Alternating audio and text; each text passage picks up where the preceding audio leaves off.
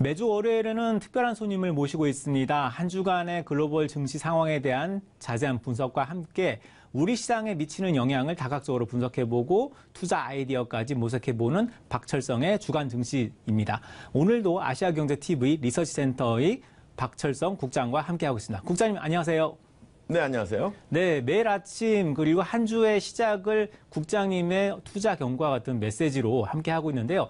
오늘은 새해를 맞이해서 어떤 메시지를 우리 투자자분들께 전해주실 것입니까? 일단은 본인들의 계좌에 빨간 숫자가 가득하기를 다들 바라고 있을 텐데요. 그러한 마음으로 한번 출발해 보겠습니다. 일단 미국 연방준비제도가 마치 사냥에 나선 매의 눈빛입니다. 금융시장을 잔뜩 노려보고 있죠. 당장이라도 금리 인상을 향해서 방아쇠를 당길 태세입니다. 고금리, 여기에 맞서는 강한 펀더멘탈. 이 둘은 시장의 논리로 상반됩니다. 최근 10년 만기 채권 수익률이 다시 4년 내 최고치를 경신했습니다. 그런데도 뉴욕 3대 주요 지수는 상승세를 이어갔습니다. 도대체 어느 장단에 춤을 춰야 될지가 지금 투자자들의 고민인데요. 현지 시각으로 15일 다우존스 산업평균지수는 전일 대비 306.88포인트 오른 25,200.37로 거래를 마쳤습니다. S&P 500지수 전일 대비 32.57포인트가 상승했죠. 2,731.20으로 마감했습니다. 기술 중심의 나스닥 종합지수는 7,256.43으로 전일 대비 112.82포인트 올랐습니다. 설 연휴 내내 개인 투자자들은 상당히 불안했습니다. 취재진에게 이메일이 폭주했고요. 최근 증시 폭락으로 공포를 체험했기 때문이 아닌가 사료됩니다. 그렇다면 미국 연방준비제도는 올해 4차례 기준금리를 인상할까요? 통화정책에 민감한 단기 시장 금리가 급등하고 있어서 상당히 주목됩니다. 그렇지 않아도 글로벌 증시가 이렇게 변동성을 크게 키운 요인 중에 하나가 미국의 금리 인상에 대한 이슈인데요. 과연 연준은 지금 예정된 대로 4번의 금리 인상을 단행할 것인지 아니면은 3월에는 깜짝 패스를 하고 갈 것인지 귀추가 주목됩니다. 어떻게 생각하고 계십니까? 네, 일단 모두들의 관심은 바로 금리 인상에 집중이 되어 있는데요. 상황을 점검하면 현지 시각으로 지난 16일 연준의 통화 정책에 밀접하게 영향을 받는 미국 국채 2년물 금리는 전 거래일 대비 0.93 베이스 포인트 상승한 2.1978%에 마감했습니다. 이처럼 채권 금리가 상승한 건 채권 가격이 하락한다는 의미인데요. 올해 첫 거래일 당시 2년물 금리는 1.8870%였습니다. 불과 한 달 반 만에 31베이스 포인트 이상 급등한 것입니다. 이는 새해 들어 미국의 인플레이션이 감지되면서 나타난 현상이고요. 미국 국채 10년물 금리는 경기와 물가에 좌우되는 장기 시장 금리의 벤치마크죠. 이처럼 미 국채 10년물 금리가 급등하면서 연준의 기준금리 인상 횟수 전망도 4차례로 늘어났고요. 2년물 금리도 오르게 된 겁니다. 10년물 금리는 어느덧 2.9% 안팎 수준까지 상승했습니다. 특히 이목이 쏠렸던 1월 미국의 소비자 물가 상승률이 시장 예상치를 웃돌았죠. 그러면서 2년물 금리는 더 가파르게 오르고 있습니다. 물가 지표가 나왔던 14일 당시 5.34 베이스 포인트가 올랐습니다. 심리적 저항선을 잇따라 뚫고 어느덧 2.2%대를 넘보고 있습니다. 한국은행 뉴욕 사무소도 최근 보고서를 통해서 시장에서는 연준의 3월 기준금리 인상을 기정사실로 하고 있다 이렇게 밝혔습니다. 또 인플레이션 증대 조짐에 따라서 연준의 금리 인상 기대도 강화되는 분위기라고 전했습니다. 이달 초 조사한 결과 16개 투자은행 중에서 3차례와 4차례 기준금리 인상 전망은 각각 9개사와 6개사로 나타났습니다. 최소 3회 이상, 여차하면 4회까지 금리를 올릴 수 있다는 전망으로 풀이가 되고요. 미국 연준은 올해 3월 외에 5, 6, 7, 9, 11 그리고 12월 모두 7차례에 걸쳐서 연방공개시장위원회를 정례회를 열게 됩니다. 지난주 코스피 지수는 3거래일 연속 올랐죠. 2,420선에 안착했습니다. 코스피는 연휴 전 마지막 거래일이었던 지난 14일 큰 폭으로 상승 마감했습니다. 전 거래일 대비 26.64포인트가 오른 셈이고요. 2,421.83의 거래를 마쳤습니다. 이날 외국인이 1,089억 원을 사들였고요. 지수 상승을 견인했습니다. 기관도 1,149억 원을 순매수했죠. 상승세에 힘을 보탰습니다. 지난주 코스닥 지수는 5.43포인트가 올랐습니다. 848.03의 거래를 마쳤습니다. 12일에는 전거래일 대비 소폭 상승하는 데 그쳤고요. 그러더니 다음 날 13일에 1.64%가 급락했고 830선이 붕괴됐습니다. 그러나 지난주 마지막 거래일이었던 14일 코스닥 지수는 2%가 넘게 상승했습니다. 일단 850선에 바짝 다가서 있죠. 코스닥은 외국인이 630억 원, 기관이 702억 원을 가까이 순매수했습니다.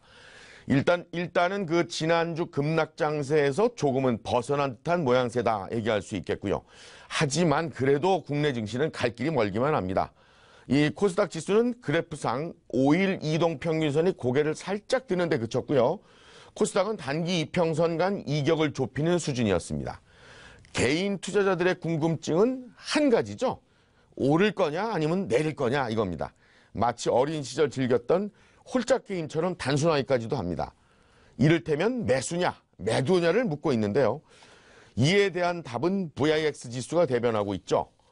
이 VIX는 버터리 인덱스의 약자인데요. 변동성 지수라고도 합니다. S&P 500 지수 옵션과 관련해서 향후 30일간의 변동성에 대한 투자 기대 지수를 얘기합니다. 예를 들어 VIX 30이라고 한다면 한 달간 주가가 30%의 등락을 거듭할 것으로 예상한다는 투자자들이 많다는 것을 의미합니다. 그만큼 VIX 지수가 최고치에 이른다는 것은 투자자들의 불안 심리가 커진다는 것을 대변하는 게 되겠죠. 즉 주식시장의 악재가 될 수 있다는 겁니다. 따라서 VIX를 일명 공포지수라고도 합니다. 2월 8일 기준 전 세계 증시는 급락 이후 대부분 안정을 되찾은 모습입니다. 다만 VIX 변동성 지수는 아직 이전의 수준으로 되돌아가지 않았습니다. 당분간은 증시의 변동성을 예고하고 있다는 얘기인데요. 그런데 VIX에 대한 논의가 상당히 분분하죠. 시장 일각에선 VIX가 잠재적 위기를 암시하는 전조가 아닐까 하는 우려 섞인 시선들도 관철됩니다. 이번 조정은 변동성이 변동성을 낳았습니다. 이는 또 매도가 매도를 부르는 악순환의 전형이라고 판단하는 투자자들이 다수였던 까닭입니다. 네, 바로 보름 전이었죠. 말씀하셨던 VIX 지수가 급등을 했고 그다음에 우리나라식의 VIX 지수인 V코스피도 2년 내 최고치를 갱신했던 모습이 나왔습니다. 이 기간 동안에 92조 원의 시총이 증발하는 모습을 보여줬는데요. 하지만 이렇게 변동성이 높아지는 구간에서는 오히려 저가 매수다라는 목소리를 들리고 있습니다. IB 중에 이제 크레딧 스위스라든가 여러 가지 목소리들이 들리고 있는데 여기에 대해서 국장님의 의견은 어떻게 되십니까? 전혀 예상치 못한 송거 질문 때문에 제가 아주 깜짝깜짝 당황합니다. 굉장히 두근거리고요. 하지만 그 말씀처럼 VIX가 금융시장 변동성을 대변하는 핵심 리스크 지표인 것은 틀림이 없습니다. 실제 다수의 알고리즘 그리고 시스템 트레이딩 로직에서 VIX를 주요 리스크 변인으로 규정짓고 있죠. VIX 급등은 곧장 금융시장의 균열로 해석이 됩니다. 그런데 본질에서 VIX는 사전적 시장 예측력이 없다는 점, 이것을 간과해서는 안 된다는 얘기죠. VIX는 결과의 값이기 때문입니다. VIX가 안정화되기만을 기다리는 일은 미국 금융위기 당시에 워런 버핏이 지적했던 불행한 다수의 모습과도 같습니다. VIX 급등이 암시하는 투자 전략 시사점은 단 한 가지죠. VIX 단기 급등은 대부분의 경우 저가 매수 호기로 작용했다는 사실입니다. 앞서 언급한 워런 버핏은 2008년 뉴욕타임스를 통해서 나의 매매 철학은 간단하다 이렇게 밝혔어요. 또 다른 사람들이 욕심을 부릴 때 두려워했고 그들이 두려워할 때 욕심을 내는 것이다 이렇게 덧붙였습니다. 위기가 기회라는 얘기인데요. 최근 미국 노동부가 지난달 소비자 물가지수가 전월 대비 0.5% 상승했고 변동성이 높은 에너지 식품을 제외한 근원 소비자 물가지수는 0.3% 올랐다고 밝혔습니다. 이는 시장 전문가들의 예상치를 웃도는 수치죠. 따라서 미국 증권시장은 인플레이션 우려가 악재로 작용할 것을 예상했습니다. 하지만 최근의 물가 상승이 미국 경제의 성장세를 반영한 것이라는 주장이 설득력을 얻고 있죠. 미국 증시도 상승세를 지속했습니다. 특히 워런 버핏이 이끄는 버크셔 해서웨이가 지난해 4분기 애플 지분을 전분기 대비 23.3% 늘린 것으로 나타나면서 애플 주가가 3.4% 오른 것도 증시 상승세에 상당히 영향을 미쳤다는 분석이 나오고 있습니다. 네, 이제 마지막으로 보내드리기 전에 마지막 질문 하나 드리도록 하겠습니다. 이번 주에 살펴봐야 될 지표와 중요한 경제적 이슈들은 어떤 것이 있습니까? 네, 그렇죠. 변동성 장세일수록 신경 써야 될 사항이 상당히 많이 있습니다. 지난주 주식시장 반등 이후에 투자 심리가 얼마나 개선됐는지 궁금한 분들이라면요. 오는 20일 홈디포와 월마트 실적 전망에서 단서를 얻을 수 있을 겁니다. 대형 소매 유통업체인 빅박스 업체 전망은 그 자체로 또 미국 경제를 대리하는 것이나 마찬가지죠.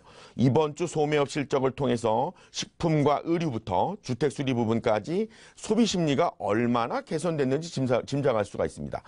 전문가들은 지난해 12월 통과된 소득세 감면이 소비 심리를 부양했을 것으로 내다보고 있습니다. 그나저나 이걸 아셔야 됩니다. 평창 동계올림픽 아이스하키에서 무조건 펑만 쫓아다닌다고 해서 골이 터진 것은 아니라는 거죠. 타이밍을 잡아야 골이 터집니다. VIX가 안정화되기만을 기다리는 일은 미국 금융위기 당시에 워런 버핏이 지적했던 불행한 다수의 모습과도 같습니다. 어쩌면 VIX가 안정화되는 그 순간이 오히려 가장 위험한 순간일지도 모릅니다.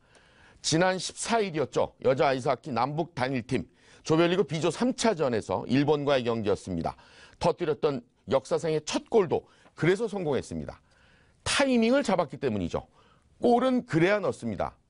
남들만 갔다면 늘 2등입니다. 이번 주도 여러분의 성공 투자를 기원합니다. 저는 여기서 물러갑니다. 네, 아시아경제TV 리스센터 박철성 국장과 함께했습니다. 국장님 감사합니다. 네, 고맙습니다.